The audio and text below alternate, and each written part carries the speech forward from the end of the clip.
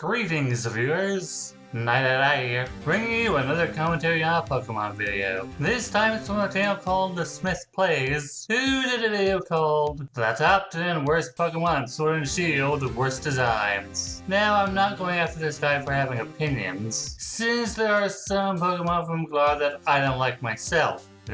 It's more how the guy in the video explains why he thinks these Pokemon are terrible that got my attention. So let's start, shall we? So today we're taking on a very scary task. We're going to be looking at the top 10 worst designed Pokemon of Generation 8 Sword and Shield. I gotta say there are some really nice Pokemon of this generation, but there's been some other that I've seen that I gotta be honest, I just absolutely hate. Bad designs, lazy designs, or just absolute rehashes of older Pokemon that I just can't stand. See, this is an alright criteria to have. However, in some of your segments, you don't explain why a design is arguably bad, lazy, or uninspired. When you get to Cramorant, you just say, we don't need it because it's a water flying type, and we already have Pelipper. However, I could make an argument about why indeed it is an arguably bad design. Visually, it's kind of just an odd note clone, and just giving the males and females different forms doesn't save the species from that in terms of looks.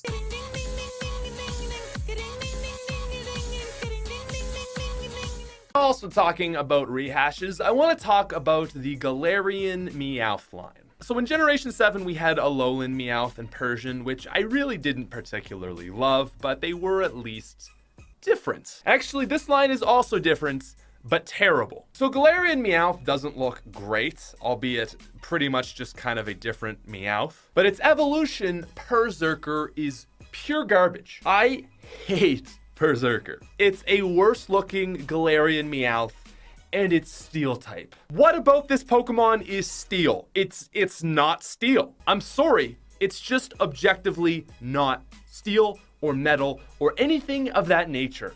Know what's funny? Footage from your own video gives a reason as to why Berserker is a Steel type. What appears to be a helmet is actually hardened hair. We can also go to the Galarian Meowth Pokédex entry. Living with the savage seafaring people have toughened up this Pokemon's body so much that parts of it have turned to iron. Are they good explanations? It's debatable, but they are reasons as to why these two Pokemon are Steel types. Plus, in the games we've had at least 3 gyms that are weak to Steel types: Fairy, Rock, and Ice. So either Galarian Meowth or Berserker would arguably be decent Pokemon to have on your teams for these gyms. Ready, kick the baby!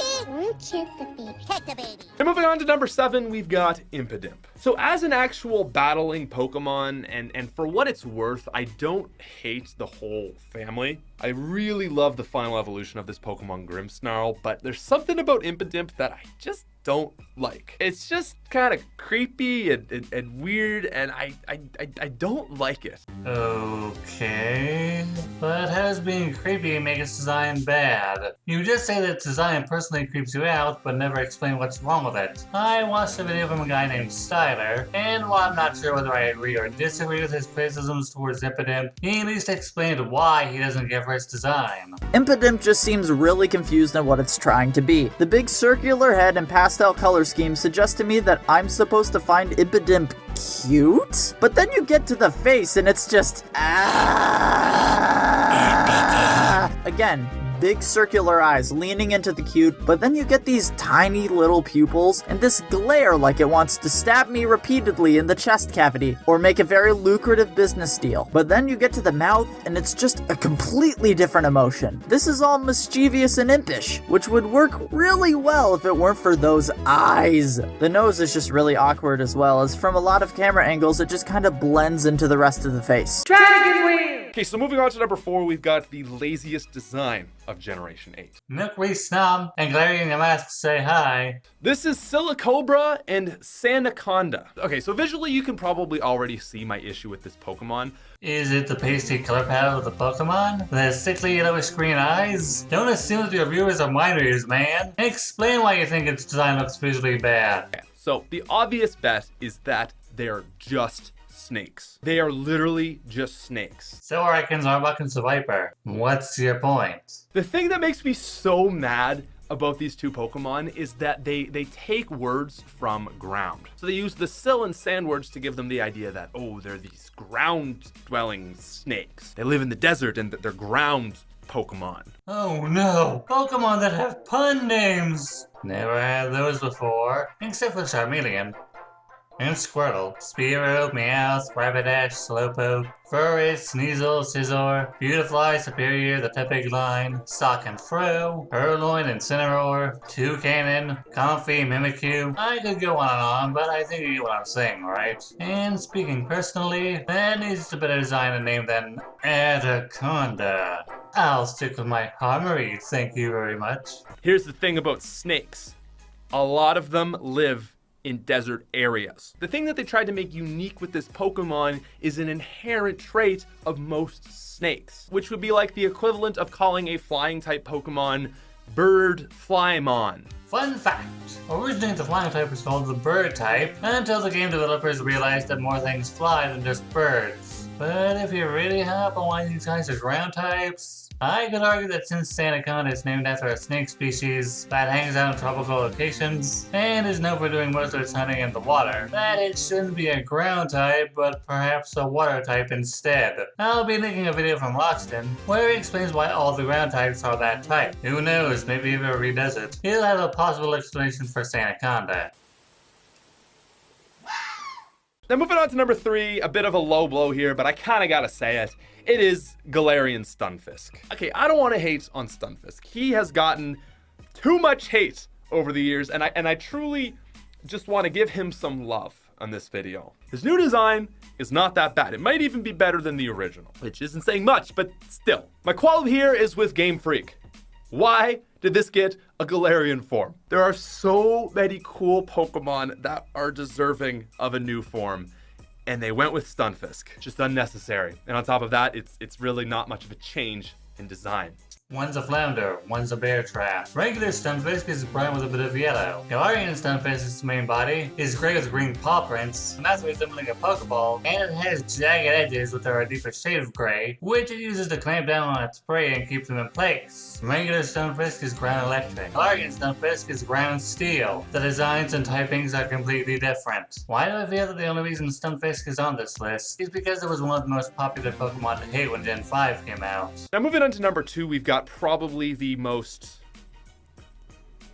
hated Pokemon this generation. Probably the most standout, just pure bad one. You know, every season you get that Pokemon where people are like, oh, it's literally just a bunch of gears, or it's literally a keychain, or it's literally, I don't know, an ice cream cone. Okay, I think that was all Gen 5, but bear with me. You always get that Pokemon where it's like, oh, it's literally just this, it's literally just that. Well, this time it's literally a penguin with an ice block on its head. This is Eiscue. So he's actually got 2 forms, and I'm really not sure which one I hate more. The first one is the penguin with like this weird sort of circular head, and then the second one is when he sticks his head in the snow and comes out with a giant block of ice. And really, at the end of the day, I gotta say again, like, this is just not the design that we need. Have we really had many penguin Pokemon? Okay, Piplup. But Piplup is very cool, and don't you talk bad about Piplup. Okay, there's not a lot of penguin Pokemon, and I feel like this is just a very bad take on a penguin. How? You think penguin and your mind immediately goes to ice and snow. It just so happens that Eiscue sticks its head in a pile of snow to cool down in warmer climates. There's another reason for Eiscue's appearance, but we'll get there. The thing that makes this Pokemon even worse, though, is its ability. When it has its ice face thing going on, it doesn't actually take damage. And once you finally manage to get it off, if it hails, it comes back. So not only is it just a bad looking Pokemon, it's actually very frustrating to battle, and I feel like this only made me dislike it more. And yet others could argue that this is a clever design that works with the game mechanic. The iced head takes damage on the opponent's first move, then Eiscue uses hail to restore it. I'm not going to deny that it's annoying, but just because design is annoying doesn't make it bad. There yet? No. Over there yet? No. Over there yet? No.